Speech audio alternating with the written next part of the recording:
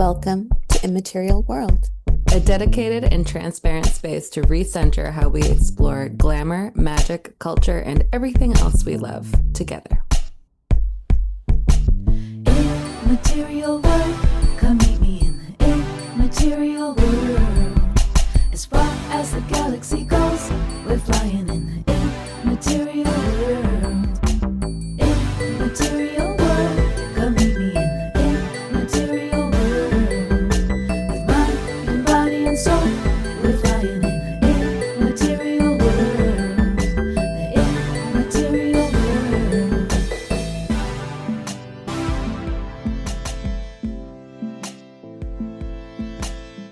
Kaitlyn Graña is a fourth-generation Espiritista, trance medium, exorcist, and occult educator. They are a facilitator of radical, transformational, and deeply rooted spiritual awakenings through the tradition of Espiritismo Cruzado. listeners can receive 10% off a booking with Kaitlyn by using code IMMATERIAL at checkout on motherofmystics.com.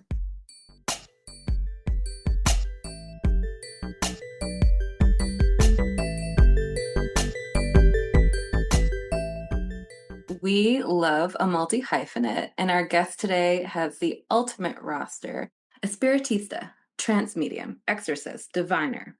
Thrilled to have with us Kaitlyn Graña, the mother of mystics. Kaitlyn, welcome. Thank you so much for having me today. Yes. We're so happy to have you. So tell us a little bit about your journey to where you are today and how you became the mother of mystics. Well, I am very fortunate to have grown up within an ancestral tradition, Espiritismo. And because of that, engaging with spirits, speaking to the dead, and having close connection with ancestry and personal history has always been very much a part of my life. I also grew up in the Catholic Church at the same time. So there was this weird dichotomy of like, yes, we have all this, but it's absolutely a secret and you cannot talk to anyone about it ever, or bad things will happen, which kind of did in high school, but that's maybe a story for later. But I grew up within this tradition. And, I also grew up within the 90s New Age, Silver Raven Wolf revival of witchcraft. And so I had this kind of combination of like, oh, well, this thing that I grew up in is potentially bad and harmful because we can't talk about it. But then this other thing I see on an episode of Buffy the Vampire Slayer. So this must be okay. And I should investigate this further. So I have this weird, like, what's okay, what's not, what's magical, what's not thing that I went through in, middle school and high school.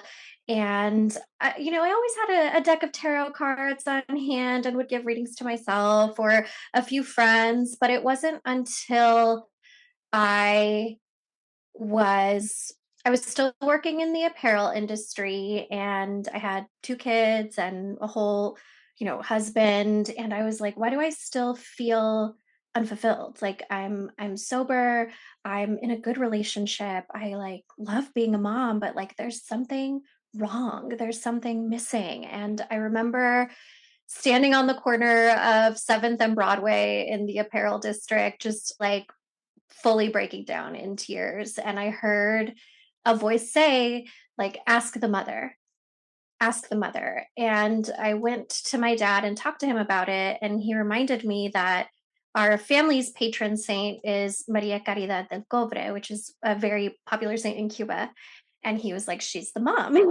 And he reminded me, like, this thing has always been a part of you and always will be a part of you. And he also reminded me that Delia, one of my first mentors, when she was growing up, she went through this period where she was rebelling against espiritismo and mediumship, and life got really hard for her. And he was like, all this stuff that you've been through in middle school and high school and after high school, that's all happened when you were going against this thing that is a part of who you are. And after that, I reconnected with Delia's daughter, who became another mentor of mine, Tanya. And I finally put up my first personal bovida and really leaned into my ancestral spiritual practice of Espiritismo. And from that moment on, everything changed and continues to change for the better.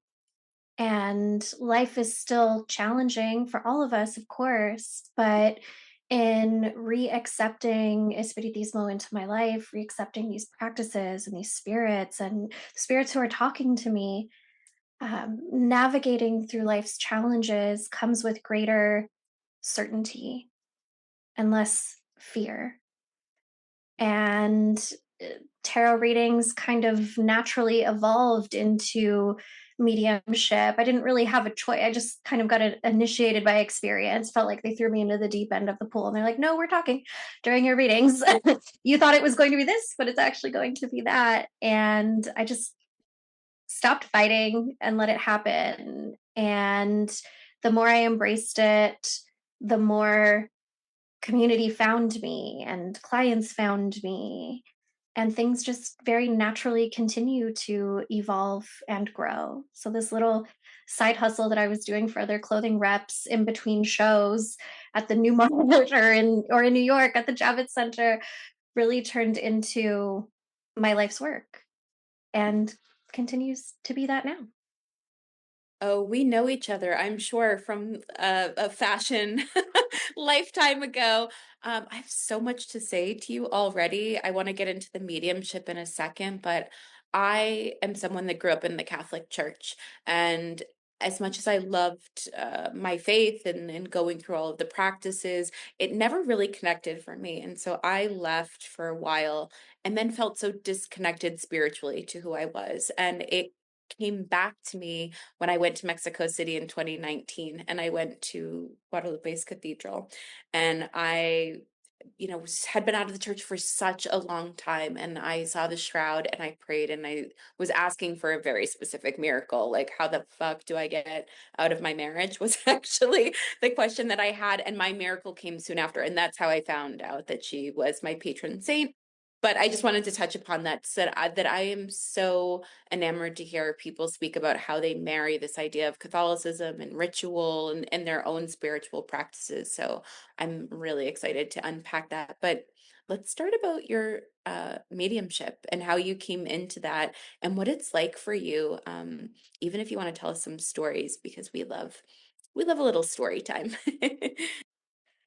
So mediumship happened, there are all these stories of things that I don't remember. I just remember hearing the stories about them of when I was a child, and I would tell my mom, like, my mom's favorite story to tell is I was 3 years old, and we used to live with my grandmother in West Covina, and she had this big garden with a giant apricot tree. And my mom said I was playing outside, doing whatever I do. And I ran in the house and was like, Mami, tata Dios, afuera. I was telling her, like, I see Jesus under the apricot tree. And she was like, and so it begins.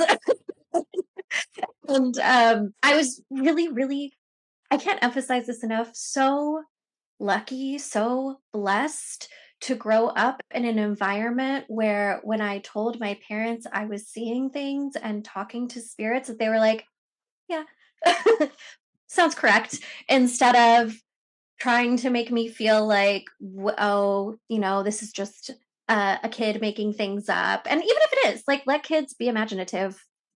But it started really early, and I went through plenty of really challenging experiences in middle school and high school. And because of that, I was very much into drugs and alcohol and really trying to, like, turn it off because I didn't want to think about the things that were hurting me.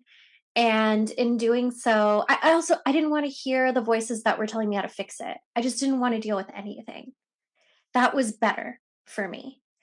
And I remember being it was a really long night, and it felt like one of those nights where you keep blinking and you're somewhere else. And I blinked and we were in a suite at the Biltmore. Somebody was having a party in one of the suites at the Biltmore downtown, and it's a historical hotel.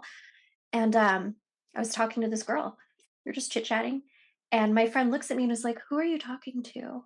And I was like, "This girl." And he was like, "There's no girl there." And he was like, "Well, this bitch is on drugs. Like, it's fine. It's not a big deal." But I kept, which I was, but I kept seeing her. And I would see her everywhere. Like, she followed me. And I remember being on a rooftop at a friend's apartment, and my friend went back inside to like get something, and she was back. And she invited me, just a little girl, she invited me to follow her off the edge.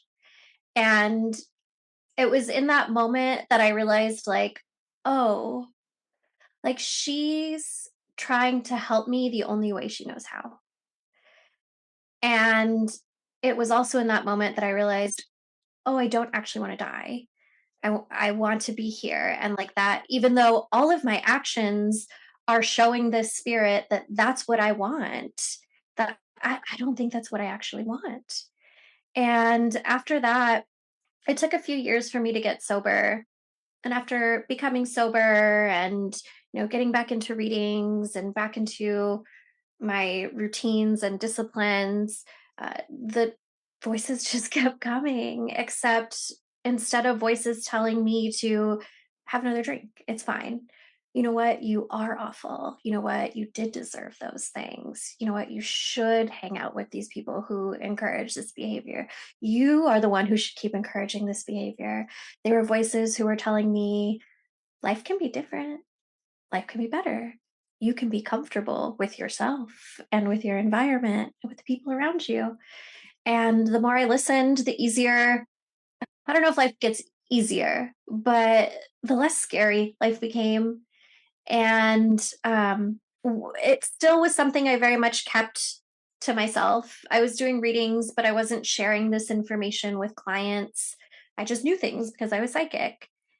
And it got to a point where like I couldn't not say those things. Like I couldn't not tell my clients what their grandmother was saying about them quitting smoking. Like I couldn't not tell my client that like I can taste your aunt's favorite gin in my mouth right now, and describing it to them and seeing that nobody was going to burn me at the stake for sharing this information, despite what history tends to prove to be the case, was really liberating for me. And I'm like, oh, so this is good, actually. This is good, helpful magic. And from there, it started as hearing things, and then it became trance mediumship. Really, again, it organically, it just happened where the spirits enter my body and use my voice, use my hands, use my facial expressions to speak for themselves rather than me being the one who's translating. And in Espiritismo and other African diasporic traditions, we call this mounting or possession. And it's another thing that's not just normal, but is beautiful. It's a sacred experience. So I've felt really blessed to be able to engage with spirits in this way and to be of service to others engaging with spirits in this way. Um, I think, one of the most common ways it tends to happen when I'm working with a client is I have a main guide, my guía principal, and her name is Felicita Buena Vida. And she was actually an espiritista that my grandfather knew in Cuba when he was younger. And he inherited her as a guide, and then I inherited her as a guide. And when I'm working with a client who's in need of a cleansing, a limpia, or um, an energetic clearing or an entity removal, she's the one that comes into my vessel, and she's just so tender and affectionate and gentle and firm when she tells people like, no, you are a good person. Bad things have happened, but you are a good person. Like, just the way she speaks and does her work is just so inspiring to me. She really teaches me how to be a better mother and a better companion and a better friend. I think the most like dazzling way the spirits tend to move through me in trance is when I'm performing exorcisms. I have a main guide who tends to oversee these types of workings, and it's I need to stop saying it's weird. It's weird, WYRD, because like my voice changes, my face changes, and I usually don't remember it. But at the end, I open my eyes, and whoever I'm working with is like, that was crazy. But here's a good story. So I was doing an exorcism for one of my longtime clients, and this spirit that I work with is specifically interested in supporting women, femmes, non-men who have been harmed by men and the systems created by man. And he takes it very personally, his work. And the sometimes we elevate a spirit that's attached in an exorcism and they move on to the next life, but every once in a while that's not enough. And in this particular exorcism, I could feel my jaw cracking as my guide was unhinging his jaw, and he swallowed the spirit up, and I started to gag. And then I grabbed the cachaça that I had set out for my guide and like drank it, and then I could feel this like lump go down my throat. And before I closed the exorcism rites, my guide reached into my mouth, and I could feel like he was pulling out a tooth, but all my teeth are still here. And he put it in my client's hand and said, "This is for your protection." And a few weeks later, she texted me and was like, "Kaitlyn, I'm growing a new molar." At 30 years old, you're growing a new molar? Like, it was just so wild. It's such a cool affirmation of like, no, this is actually happening. This is real in its own special metaphysical way. I mean, we're sitting here in silence listening to you on mute because we're like, that is wild. And what a beautiful symbol of protection, like literally to be growing a part in your body that's going to keep you protected from that kind of harm. Wow, that's powerful. That is really powerful work. Oh, it's beautiful. And I'm so glad, going back to what you were saying about how you were lucky that you were raised within a tradition where you were talking to spirits, your family's like, yep, expected. And I can relate to that. And I feel like it was one of the best things for me. And just for people who are not familiar, what is Espiritismo exactly? And could you share a little more about what your cultural and spiritual lineage is and how that can be helpful for practitioners, whether or not they actually know who their people are? 'Cause sometimes, we might not. Yes, this is my favorite thing to talk about. So there are many different sects of Espiritismo found throughout the Caribbean and now Latin America. But the tradition that I come from is called Espiritismo Cruzado, or crossed spiritism. And it was birthed in Cuba from a crossing of European Kardecian spiritism, which came after the spiritualism movement that happened just before the turn of the century, folk Catholicism, indigenous Taino practices, and indigenous West African practices, specifically of the Bantu and Yoruba people. And this tradition came together on this tiny island because of the Middle Passage. It is a spirituality that is birthed from the resistance and resilience of colonized people. And it was a way to mesh together what was immediately at hand, which was Catholicism because of enslavement and colonialism, and Kardecian spiritism, which became very popular in Cuba because during Cuba's revolution from Spain, the Catholic Church sided with Spain over the colonists. So the colonists were kind of rejecting Catholicism and weren't enforcing it so much as in other areas of the world, right? And they were like, ooh, Spiritism, it's becoming very popular in Europe. It's all the rage. So we're going to do that here now. And it trickles down. And the frameworks, this is what I think is so interesting. The frameworks of Kardecian Spiritism, you can see those same frameworks reflected in much older ancestral traditions all around the world. And Espiritismo is the belief at its simplest that we are in constant communion with the dead. We are in constant communion with the spirit realm, and we influence one another for better or for worse. And just as the spirits have the ability to have helpful or harmful influence on our lives, we also have the ability to have helpful or harmful influence on theirs. It is a reciprocal relationship, a cycle that never ends. And it really emphasizes the importance of having good character, being good to yourself, being good to your community, and recognizing that part of your community is also your lineage, and gives you the tools and the protocol to help not only yourself be a good human, but also to reconcile the harms caused by those who came before you so that you don't continue to perpetuate those problems. And so that those who come after you have it that much easier and get to, really embrace their destiny with less resistance because of the work you're doing in the present for yourself and for the past. And it's this really yummy cosmology where we recognize that we are responsible to one another.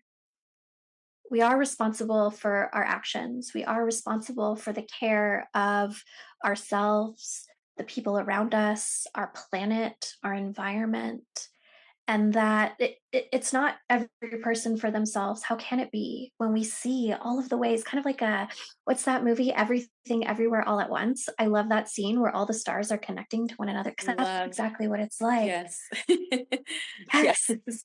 yes, that's exactly what it's like. All of our choices affect each other, whether you are in a physical body or not.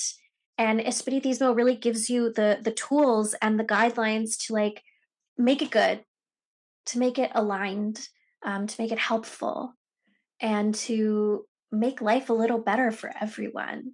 And I think that's so neat.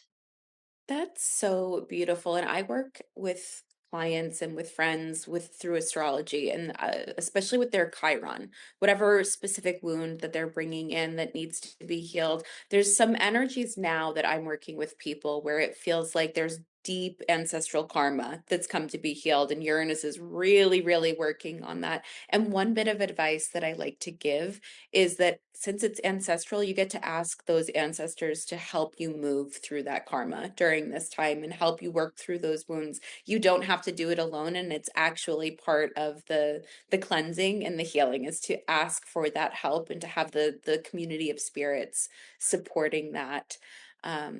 But not everyone is super familiar with their spirit guides or their ancestors or the energies that they're working with. So if someone's new and starting to approach exploring that, how would you recommend that they do that to find out who they should be best working with? I love this question because this is what so much of my like introductory interactions with clients revolves around. So many of us who are in diaspora have, we don't know who our people are. We don't have the luxury of paper trails or even of oral tradition. Some of us are very fortunate to, but not everybody does. And that is what I think is so magical about Espiritismo, is that it really opens the door to discovering who your people are so that you can realize, like, oh, I belong to someone, I belong to somewhere.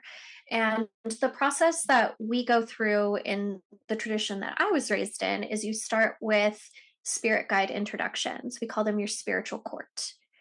And your spiritual court helps you build relationship with spirits who are assigned to help you do well and be well. And so you can get familiar with how those types of spirits engage with you and speak to you, which helps with your discernment because we all have an assortment of ancestors, and some are super awesome and some are not so awesome, but most of them exist in the in between space. And that's totally cool.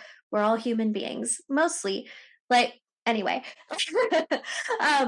after we do spirit court introductions, then we usually begin the process of introducing one or two helpful ancestors who can, I like to call them the bridge ancestor. They're the ones that help connect you to others and others and others who are waiting. The other thing that I usually recommend clients do is a rite, kind of like a rite of passage. It's called ancestor elevation. And it's not unique to Espiritismo. You can also find it in Ifa. You can find it in a variety in Mesoamerican traditions. But ancestral elevation rites are it's a ceremony where you offer prayers of support and transformation and healing to your unwell ancestors, the ones who are still really hanging on to suffering, to harm, whether it's harm caused or harm experienced. You are offering them support in the afterlife so that they are not offering their voice to you from a place of harm. And I find that our ancestors who are still kind of caught up in the struggle, they can sometimes be the loudest ones because they're the closest to their earthly experiences. And then sometimes we got caught up and we're like, oh my God, I'm talking to my ancestors, but it's really not helping, or they're really judgmental. And it's like, well, yeah, because they've got their shit to deal with too.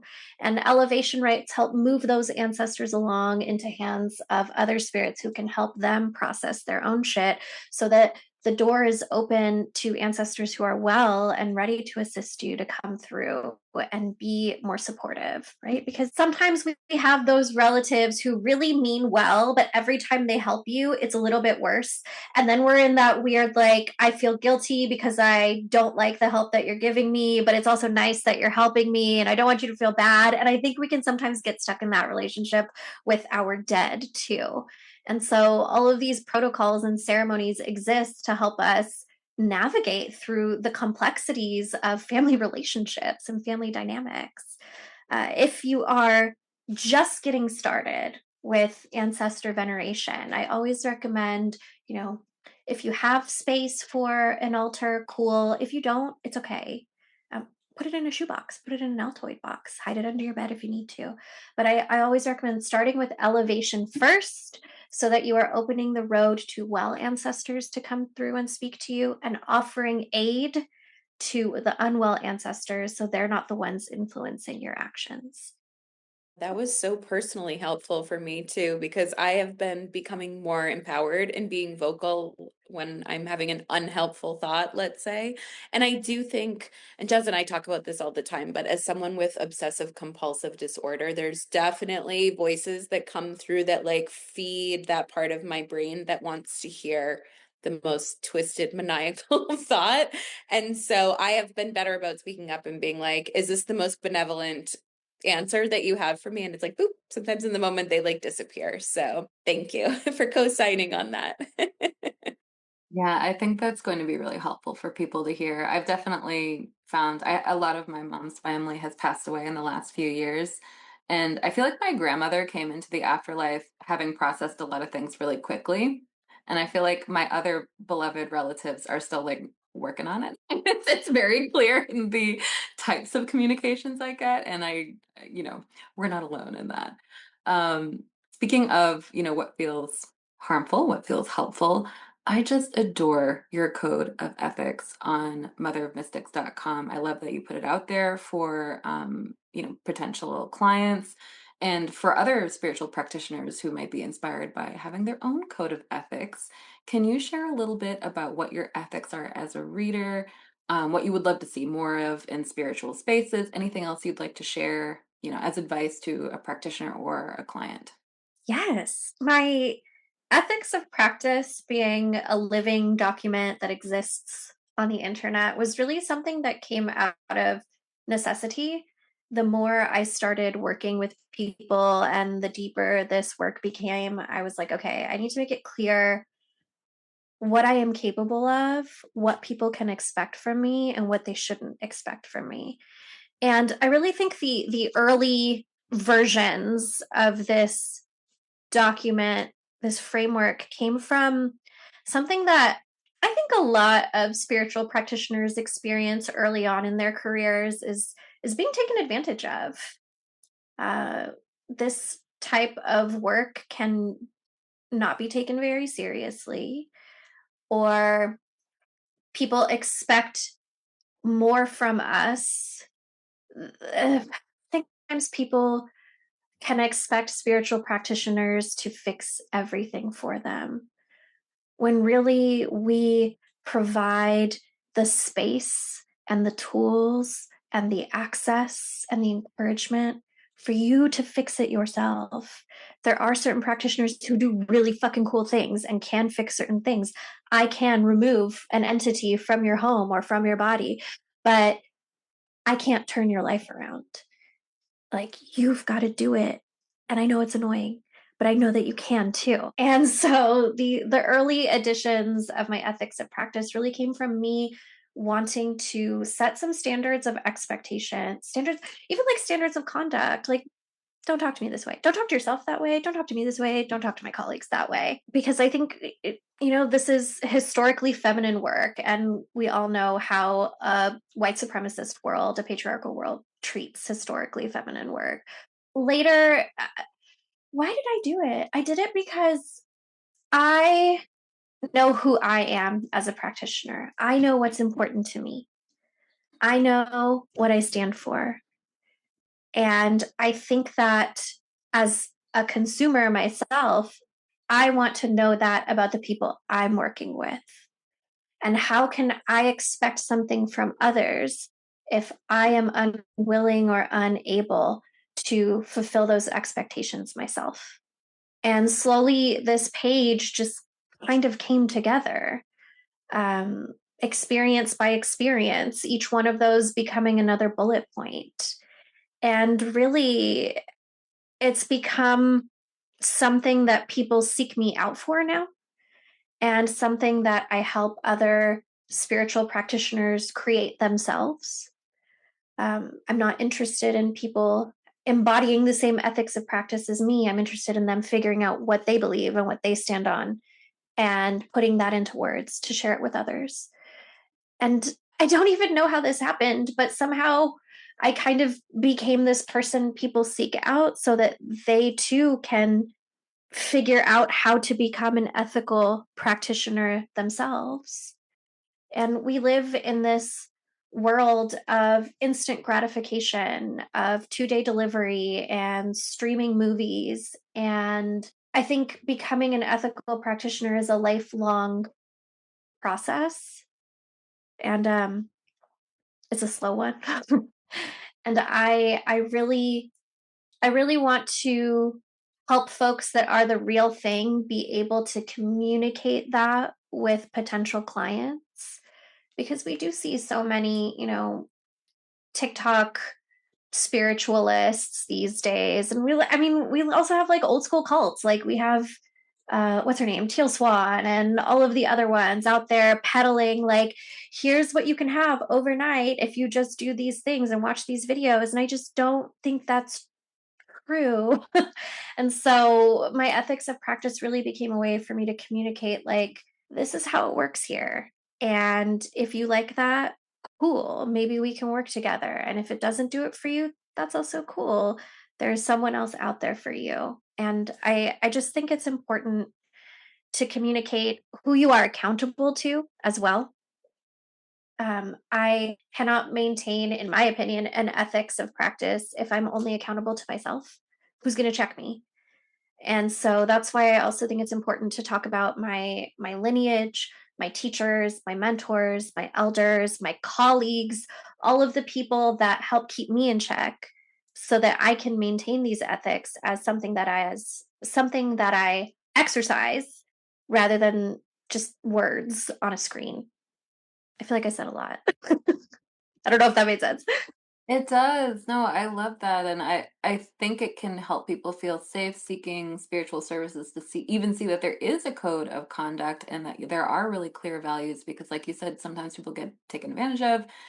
There's this whole culty side of the occult that can be quite scary.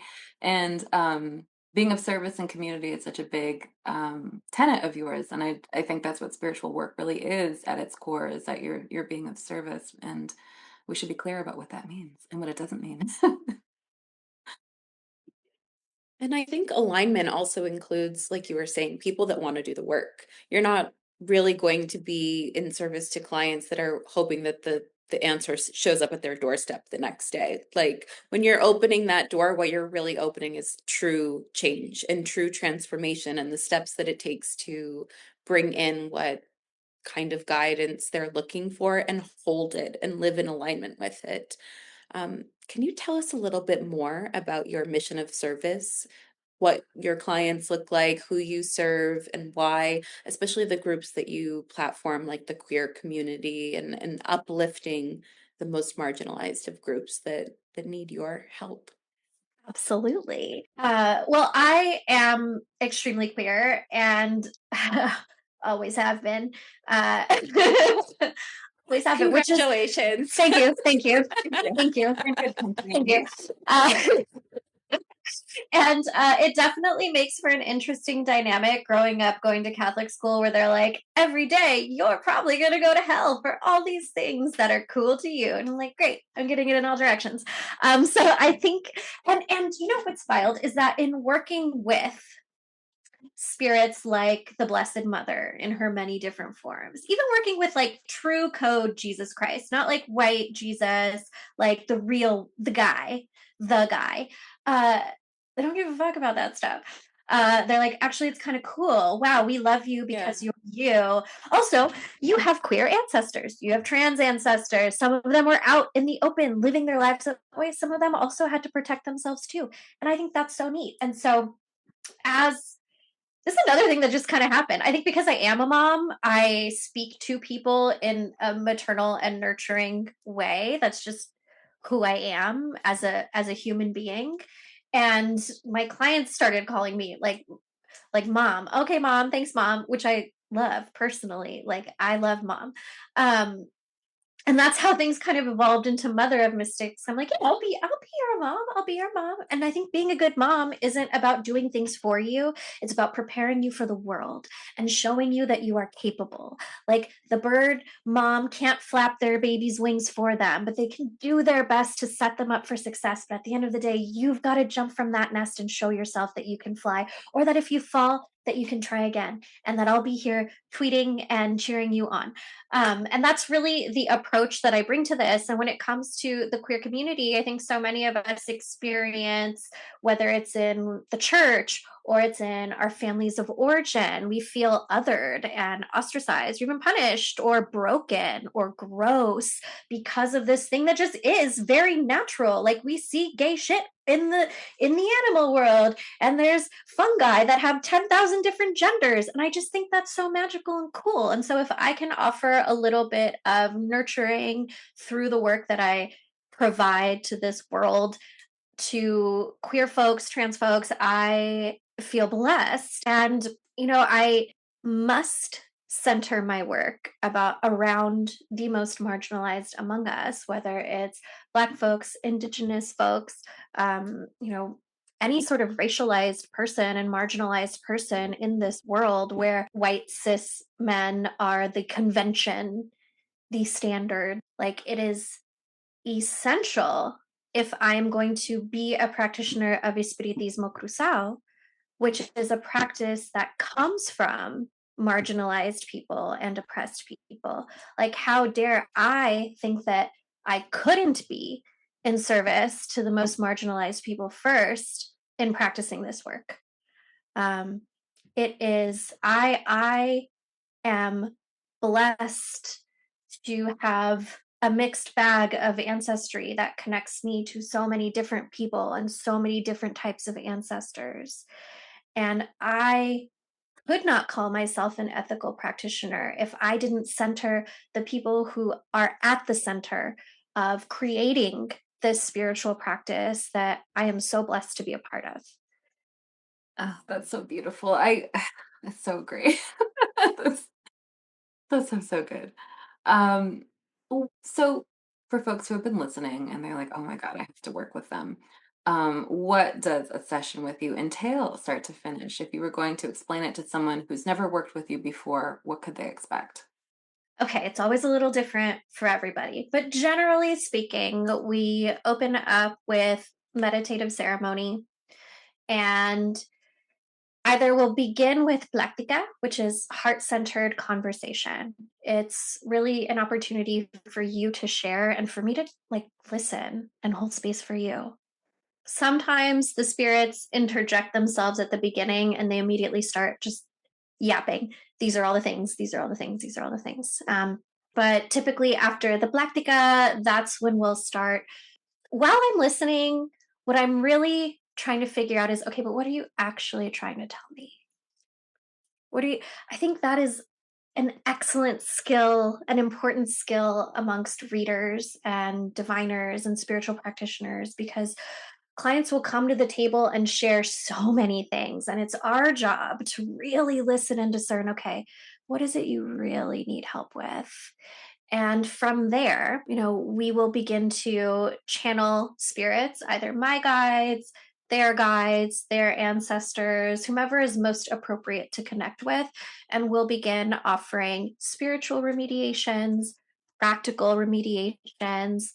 And it's important that folks realize that this is work for both of us. Like, I'm doing the job of channeling and offering you the information. And then after you leave my table, it's up to you to decide, okay, what am I going to do with this now? How am I going to take action? And we sometimes will do a limpia, a cleansing at the end, if it feels necessary or appropriate. And then we'll close with a closing ritual. And then after our session is over, I send over a recording and I send over a nice little list with bullet points of all of the things the spirits are encouraging you to do, because I think it's nice to have. And that's typically how things go. Wait, and I feel like your clients reach out to you and they're like, Mom, guess what I did? And they probably want to make you so proud that they did the things. They do.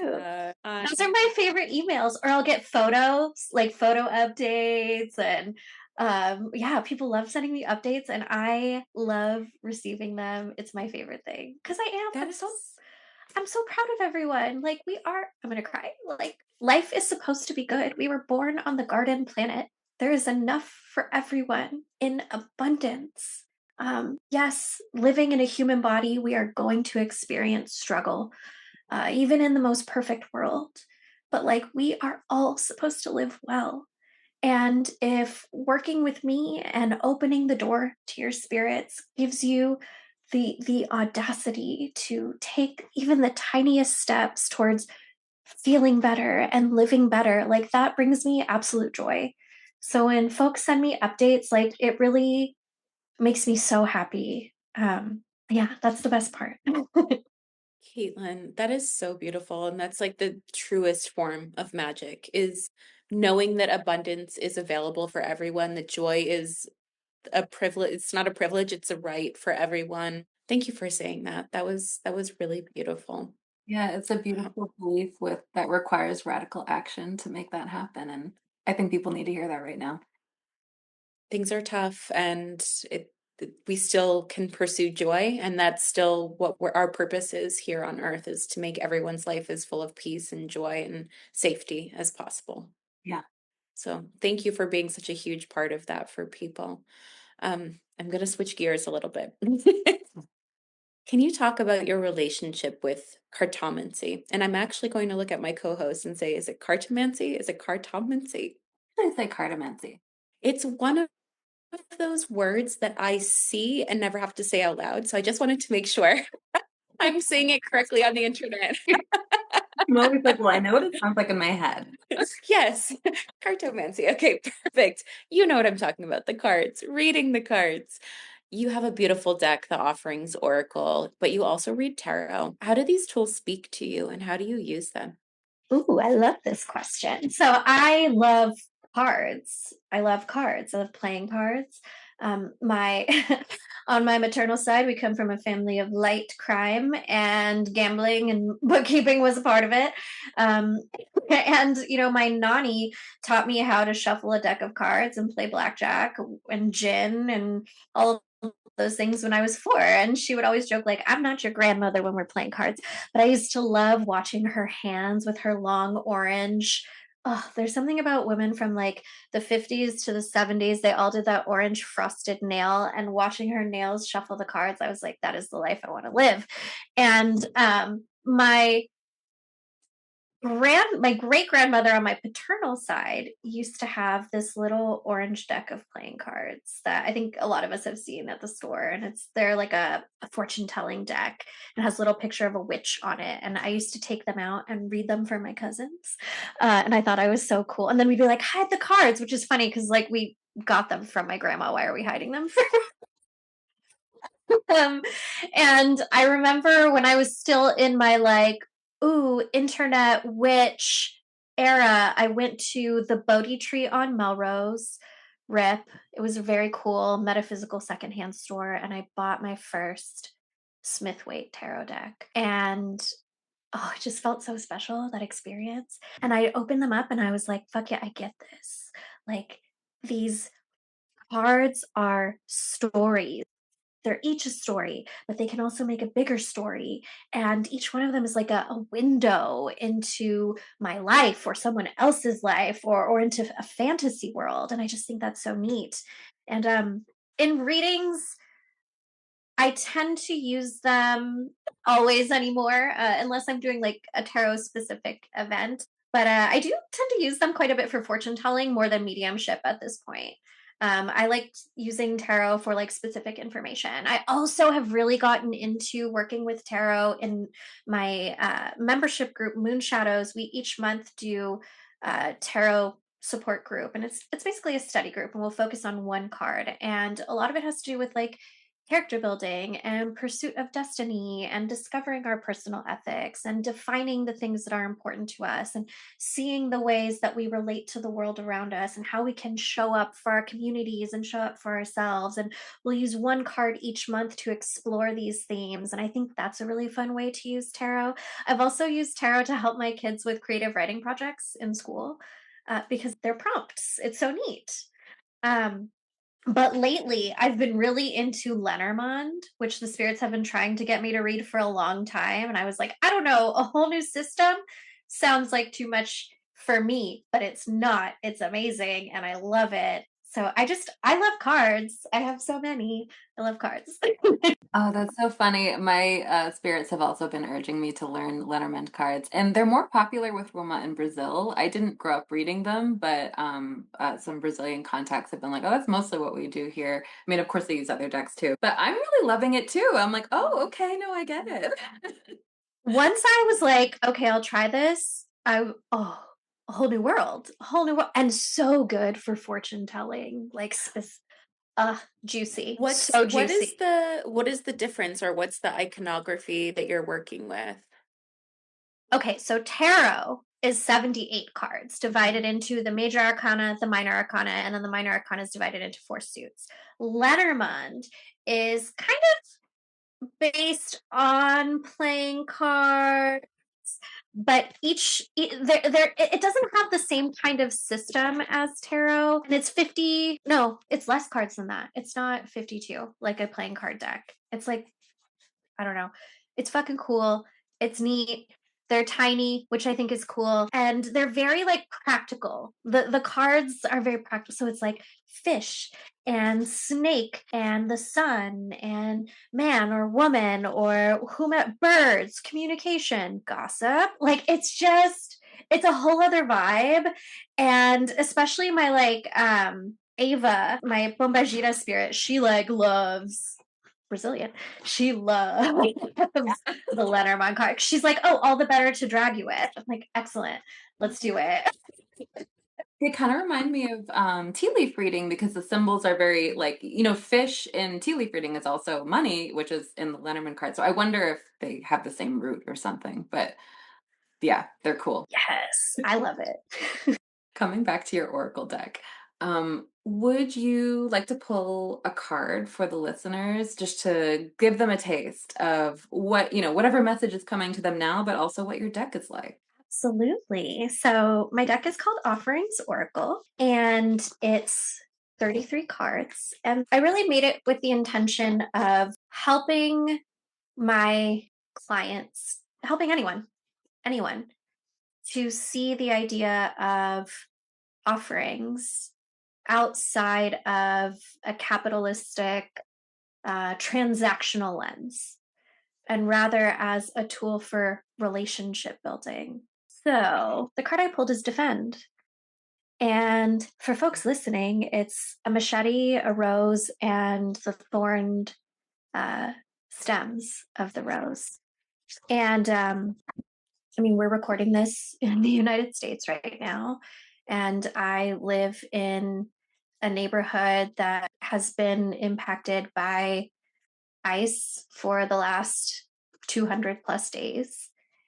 And I think that as spiritual practitioners, one of the things that we can do as a part of community is to use those gifts of creating spiritual defense for everyone. Like, it's not just about warding yourself and warding your home, but like, how can you extend that to your neighborhood? How can you extend that to your neighbors? And then how can you take practical action that aligns with those spiritual actions? What are you able to do? What is within your capacity and your access to do to help protect those around you? Because this is hard. This is weird, and it's hard, and it's not normal. And if we have the ability to protect one another, like, we have to be brave and do it. Do it. And everybody's calling when it comes to protecting one another will be different. Like, maybe you're handing out those ice cards to, what to do if ice shows up, to your neighbors. We are currently organizing, we've been organizing for over a year now, community patrols at school drop-off and school pickup for our vulnerable elementary schools in the areas. What are the different ways? If you can't physically be there, can you be the person on the chat letting folks know which school to go to? We need to get creative. And I think it's natural to fall into a state of, this is bad and I don't know what to do, so I'm not going to do anything. But I don't think we have that luxury at this point. And the defend card reminds us that not only is this an offering to our community, but also, if you come from a lineage of marginalized and oppressed people, like, that protection you're offering to your community, you're also giving back to them as a form of ancestral healing. If you come from a lineage of folks who have caused harm, that protection you are offering to your community helps heal the impact of the harms that were caused before you. This feels like the perfect card right now. It's not fun, but it's real. Spiritual work is. It's real. And yeah, it is a spiritual calling to protect our neighbors and abolish ice. And everyone has a role to play in that resistance and the change. Thank you so much for that. That's beautiful. It's perfect. That was really gorgeous. And I love the significance as well that your, or all of us, our presence here on earth now is the representation of so many ancestors that came before us. And what our duty is in this moment is to either reverse harm of those that came before us, or to continue the work of those that supported their communities. And so we all have to hold each other's hand right now. So that's really beautiful. And I love the idea of the rose being protected by the machete. That feels extremely, extremely evocative as an image. It reminded me of the Marianne Moore poem. I think it's called The Rose, but there's a line that says, "Your thorns are the best part of you." And it's amazing, and everyone should look that up. Roses Only by Marianne Moore. Just saying. Perfect poem for right now. Beautiful. And you know what I love about the rose? Like, roses are at least 1 million years old, right? They've seen some shit, and yet they're so beautiful. And they continue to be here, and they keep growing, and they keep showing up, and they maintain their softness and their sweetness. But they also stand firm. And I think it's kind of got a maternal energy too, like, I will hold you and be tender with you. But also, I have these thorns to protect the things that I care about. And it's this image of resilience doesn't just have to be hard and sharp. There can also be sweetness and softness too. And I think that's so yummy. That is so gorgeous. We do like to be evocative of the cards and what the images mean to us and how we're feeling into different themes on the cards. Sorry. So we like to play a little game, and I think that you're going to be really good at this game for some reason. Where, especially for our listeners that are new to tarot, and they like to have song associations with different tarot cards. We like to say, what's a tarot card and what's a song combo that you would like to offer them? And I can go first. I like to challenge myself in this game. And today I'm going to offer the King of Cups M83 outro, because you know that he is emotional AF. And that is my song offering today. And I was thinking about it earlier and I was like, yeah, it's the King of Cups. I love it. I love the moodiness. I love music that makes you cry. Okay, I have two. And the first one is Careless Whispers, George Michael, and the Five of Swords. Yes, Yes. I love. The Careless Whispers of a Good Friend. I'm never gonna dance again. Guilty feet have got no rhythm. Like that card is betrayal. What's the relationship between these people? Somebody's crying. There was an emotional connection here. Like it's deep. That's that one. It came on the radio this morning, and I was like, "That's it." Perfect. And then a sweeter one is Mushaboom by Feist and the Six of Cups. And that song is really a song about, with the Two of Cups, there's lust, there's spark, there's just this like chemistry connection. I don't know why we're into, but it's also the two. We don't really know each other. It's early, right? But in the Six of Cups, there's this sincere investment in wanting life to be comfortable and good for this other person in your life. And there's this tenderness and sweetness. And Mushaboom is this song about building a home and together because each other a lot and making some, I think there's one that goes, I've got a man who works it out, makes a home of rented house, and we'll collect the moments one by one. And this is how our story's done. And I just think that's so sweet because the Six of Cups also has some nostalgia. So there's memories that are involved. And I just think that's sticky and good. So good. So good. Oh my gosh, I love that so much. I haven't thought about Masha Boom in a second. And I also love the whimsy of it. And that feels so Six of Cups to me too. That's so sweet. I have an unusual one today. This one people could argue on. I think it's nice to get people to argue something. I've had Francis Forever by Mitski stuck in my head, and I've been associating it with the Ace of Cups, which is a little bit unusual. One could argue maybe it's more Five of Cups with this kind of longing for the love. But I'm thinking about a lot of love poems of longing being in ancient, especially Persian traditions, of this like longing for the spiritual and or longing for like the spiritual love. The Ace of Cups is that a little bit for me. It's deep, deep love. It's the realization that you have to love yourself first, RuPaul style, and so it's bringing me back to the Ace of Cups instead of the Five. I love the yearning. Great. Yeah. The yearning with the Ace of Cups. That's juicy. Yes. Thank you for playing with us. We really do. Yes. So, what kinds of spiritual or divinatory tools and practices do you tend to do for your self-care outside of client work, or maybe to maintain yourself in between client work? That's a really good question. So I think the most important thing that I do is pray.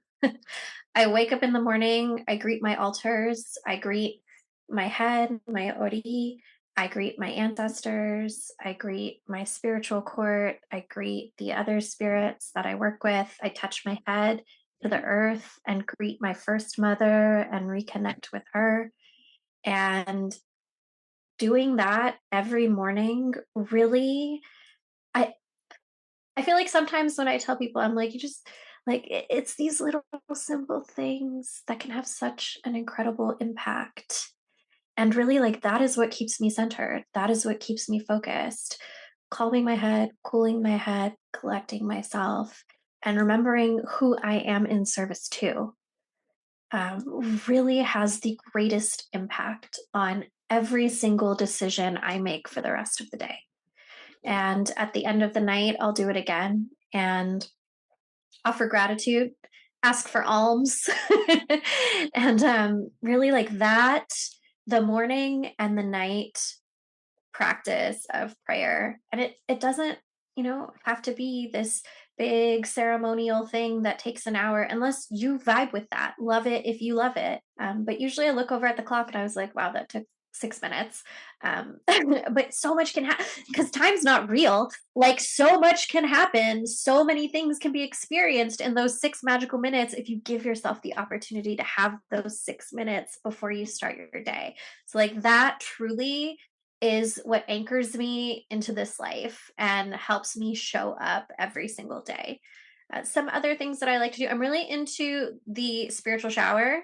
I love a spiritual bath, but as a mom, I don't always have capacity to like prepare and do that for myself because I'm tired. I'm very tired, but a nice cold spiritual shower. I also, for a while, I was making, we have a traditional spiritual bath called Baño Blanco in Espiritismo. And actually, you can connect that back to our African ancestors. But it's a white bath and it uses goat's milk, cascarilla, a little rum, some white flower petals. And I was working with my friend Sam, who has a nano soapery in Denver called Toil and Trouble. And we were able to put all of the ingredients for Baño Blanco into a soap, which was so cool. And it's so nice to just like be able to soap myself up with that. Also, African black soap works really well for this type of spiritual shower because not everybody has the ability to get in the tub. Not everybody has a tub. We are living in a renter's world right now.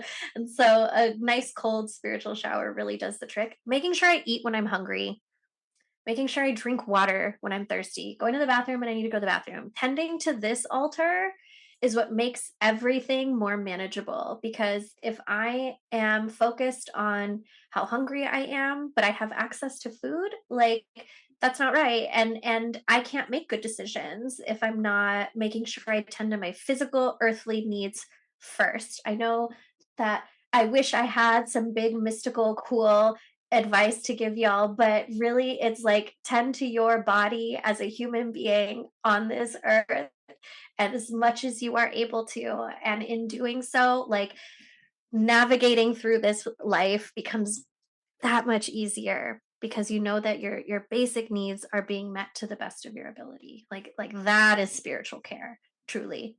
Getting sleep. That's spiritual care. Yeah. The amount of times I've shuffled my deck feeling weird, being like, what do I need to know? And I've pulled the Queen of Pentacles and she's like, but did you have breakfast? I'm like, no. Thank you. Yes. So many cards in Offerings Oracle are like, go eat something. Have you had water?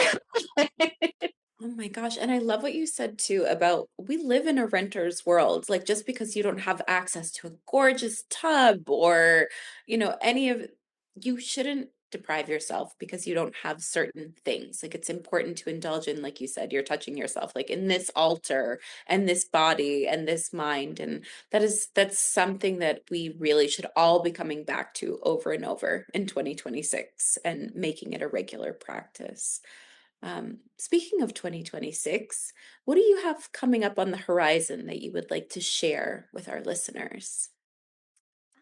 So this spring, I am hosting a new cohort called Oracle Activation. And it's something that I've been working on since about 2021, but it wasn't ready until now.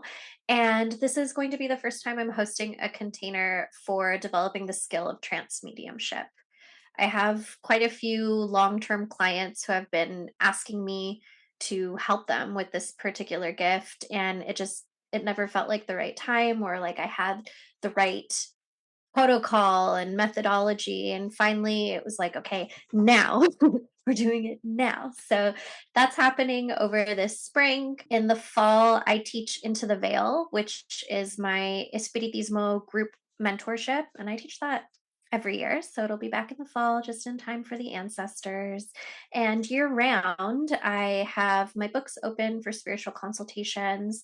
And although I've had to scale way back so that I can focus more on group work, I really feel like I can be of greater support to folks in a teaching space or in a group development space, which is also available to people via Moon Shadows, which is my little mystic school.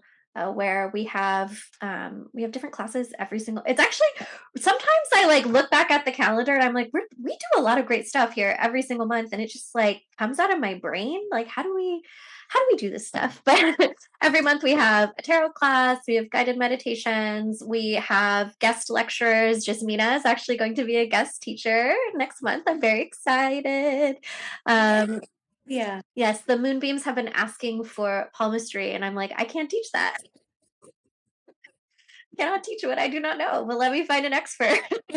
And I also host group readings in there. We have a Discord group that's always active, and it really, like, I have to take a step back sometimes and really sit in gratitude, because we have less than 100 people in that space, but everybody is so actively supportive in one another's lives at this point. Like, folks who meet up in Moon Shadows end up becoming friends in real life.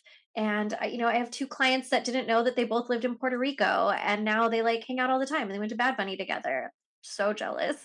Um, it's I see them popping up doing classes together and like encourage. It's just really cool, the energy that we've been able to foster in that space. And that's a big reason why I've reduced my availability for one-on-ones, because this thing is just so special and I want to keep pouring into that. That's beautiful. Yeah. I mean, you're creating your own little special community, and it's so needed. What is the best way for people to get in touch with you, either to join Moon Shadows or do some client work with you, or, otherwise support your work? So the best way to find me is on my website, www.motherofmystics.com. There you can access my bookings calendar, Moon Shadows. I also have a la carte classes available. You can sign up for the wait list for any of my big classes like Into the Veil. I also have a blog with a lot of free resources. There's a lot of stuff, like years of stuff on that blog for you to search through. And I provide quite a bit of free content on social media. You can find me at Kaitlyn, Kaitlyn Graña, Grana, on Instagram. Oh, wonderful. Yeah, I love your social media. Perfect. I agree. It's a great resource. Thank you Yeah, so and much. all of those links we'll have in the show notes for everybody too, so they can click in as they're listening. Yeah, absolutely. Thank you so much, Kaitlyn. This was such a pleasure. We really appreciate your time. Thank you so much for having me. Amazing. Thank you.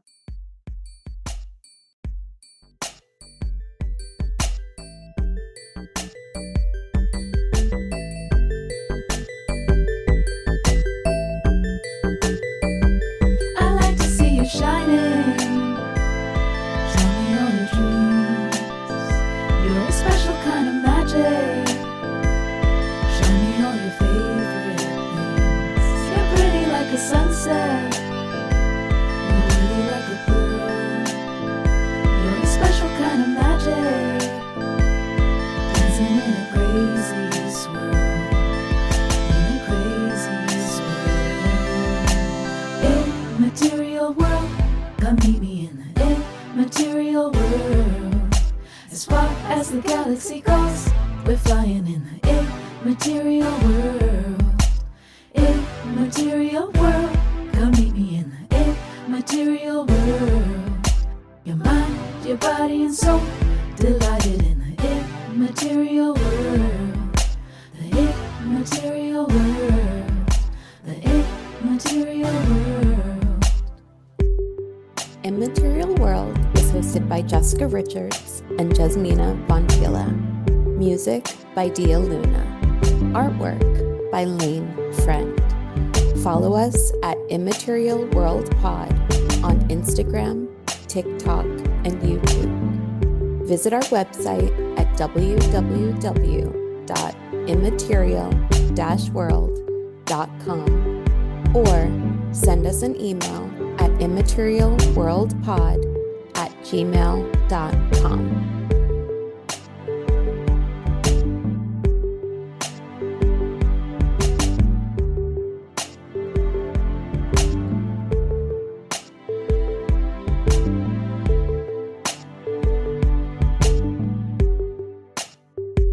Thank you for being part of our immaterial world.